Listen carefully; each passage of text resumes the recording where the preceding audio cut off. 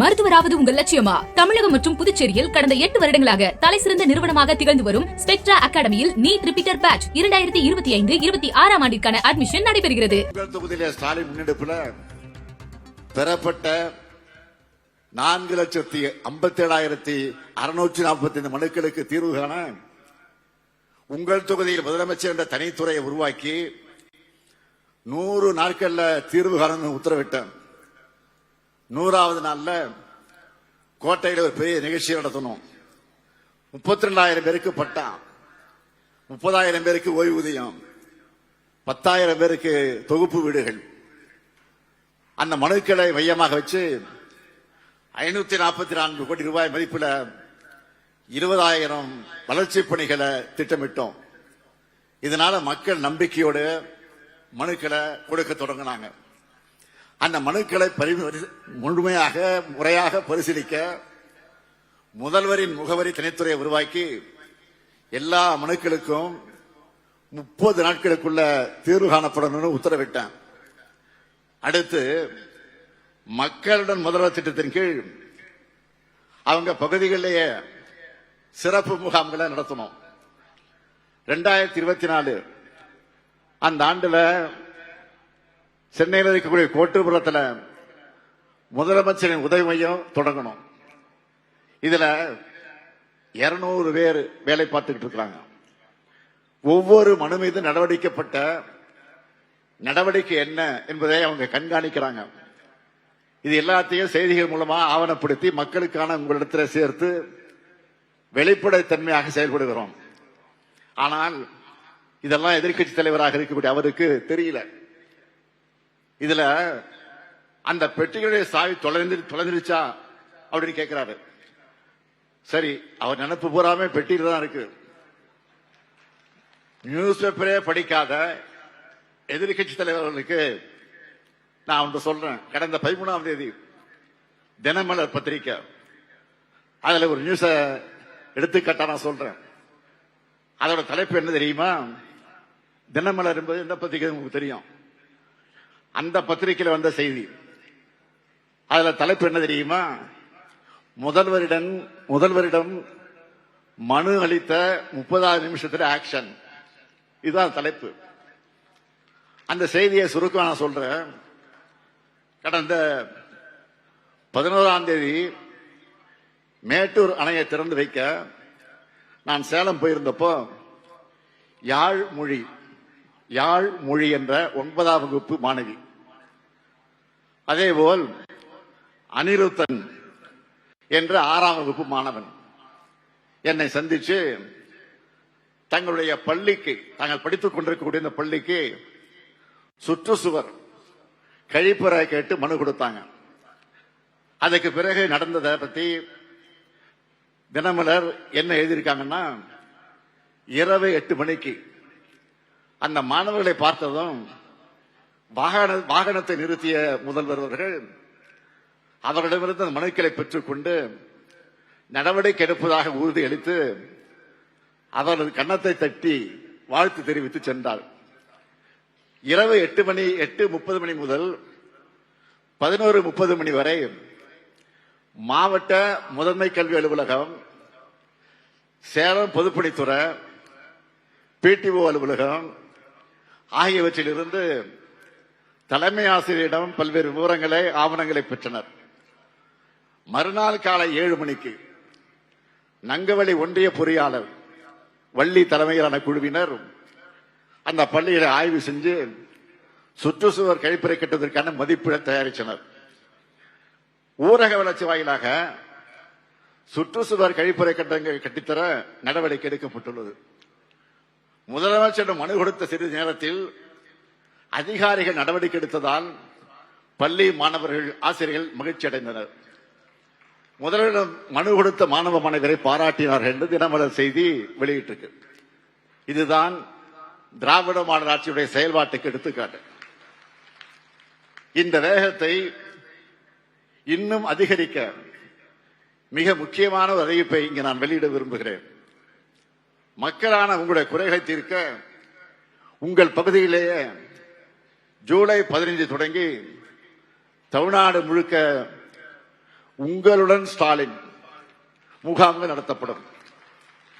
நகர பகுதிகளில் 3768 முகாம்கள், கிராம பகுதிகளில் 6232 முகாம்கள், மொத்தம் 10,000 முகாம்கள். இந்த உங்களுடன் ஸ்டாலின் முகாம்கள் எல்லாத்திலையும் மருத்துவ முகாம்கள் நடத்தப்படும். நகர பகுதிகளில் 13 அரசு துறைகளோட 43 சேவைகள் திட்டங்கள் உங்களை தேடி வரும். இதுவே கிராம பகுதிகளில் 14 அரசு துறைகளோட 46 சேவைகளை நீங்கள் பெறலாம். இதுல இன்னொரு முக்கிய அம்சம் என்னன்னா, கலைஞர் மகளிர் உரிமை திட்டத்தில் நல்லா கவனிங்க, கலைஞர் மகளிர் உரிமை திட்டத்தில் விடுபட்ட தகுதியுள்ள பெண்கள் இந்த முகாம்களை உங்களுடைய விண்ணப்பங்களை நீங்கள் நிச்சயமாக தரலாம். இப்படி தரக்கூடிய விண்ணப்பங்கள் மேல 45 நாட்களுக்குள்ள முடிவெடுத்து ஜூலை 2ஆம் வாரம் தொடங்கி அக்டோபர் மாதம் வரை இந்த முகாம்கள் நடக்கும். இத்தனை துறைகள், சேவைகள், திட்டங்கள், இதுல எப்படி விண்ணப்பிக்கிறது நீங்க யோசிக்க வேணாம். உள்ளூர் அளவில் இதற்கான தன்னார்வலர்கள் உங்க வீடு தேடி வந்து உங்களுடன் ஸ்டாலின் முகாம்களை பத்தி உங்களுக்கு விளக்குவாங்க. எப்படி அப்ளை பண்ணணும், எப்படி சான்று டாக்குமெண்ட்லாம் அட்டாச் பண்ணணும், தகுதி வரம்பு என்ன, இப்படி தேவையான எல்லா தகவல்களையும் வழிகாட்டுதலையும் உங்க வீட்டுக்கே வந்து கொடுப்பாங்க. இப்படி நாளும் பொழுதும் அல்லும் பகலும் மக்களுடைய குறையை தீர்த்து கொண்டிருக்கக்கூடிய நம்மளை பார்த்தா எதிர்க்கட்சி தலைவருக்கு எரியத்தானே செய்யும். இப்படி ஒரு பக்கம்னா, இன்னொரு பக்கம் ஒன்றிய அரசோட கைப்பாவையா செயல்படுகிற ஆளுநர்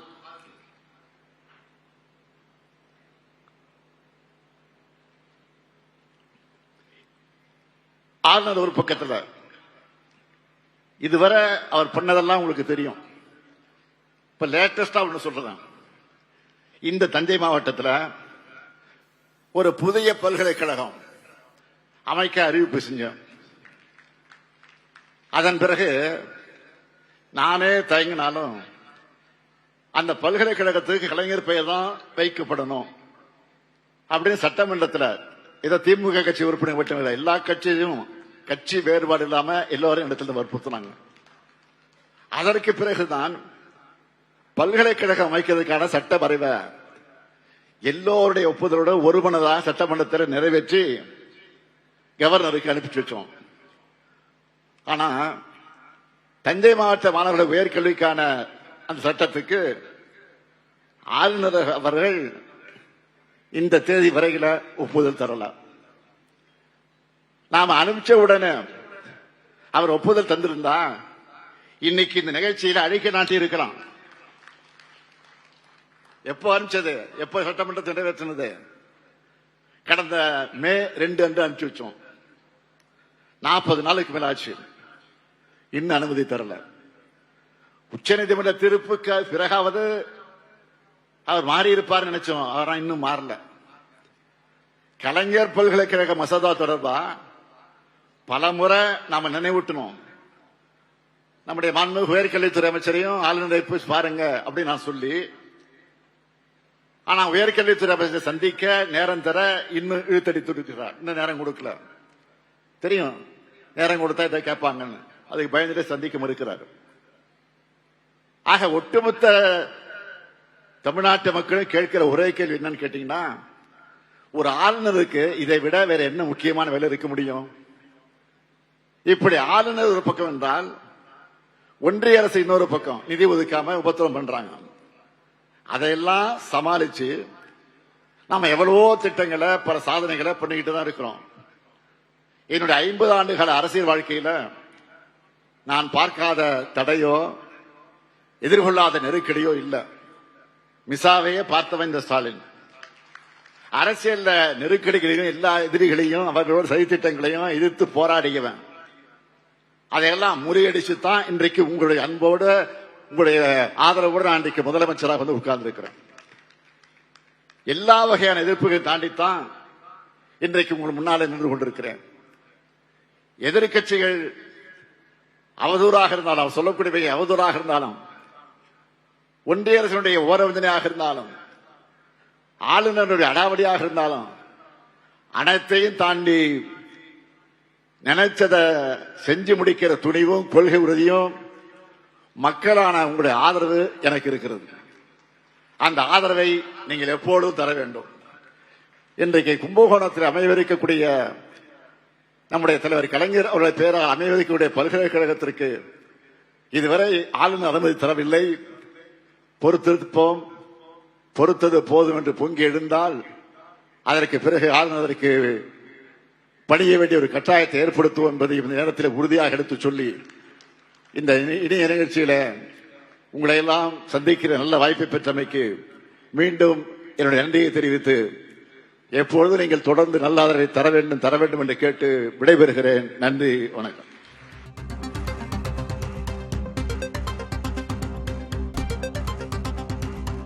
தஞ்சையில் நடைபெற்ற அரசு விழாவில் முதலமைச்சர் மு க ஸ்டாலின் பேசியிருக்கிறார். அதனை பார்த்தோம். தஞ்சைக்கான பல்வேறு புதிய அறிவிப்புகளை வெளியிட்டார். திமுக ஆட்சி காலத்தில் செயல்படுத்தப்பட்டு வரும் நலத்திட்டங்கள் குறித்தும் அவர் பட்டியலிட்டிருக்கிறார்.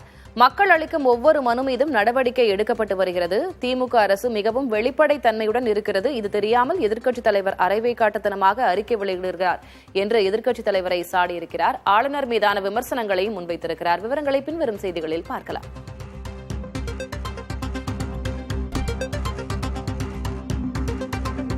மருத்துவராவது உங்கள் லட்சியமா? தமிழகம் மற்றும் புதுச்சேரியில் கடந்த 8 வருடங்களாக தலைசிறந்த நிறுவனமாக திகழ்ந்து வரும் ஸ்பெக்ட்ரா அகாடமியில் நீட் ரிப்பீட்டர் பேட்ச் 2025-26 ஆண்டிற்கான அட்மிஷன் நடைபெறுகிறது.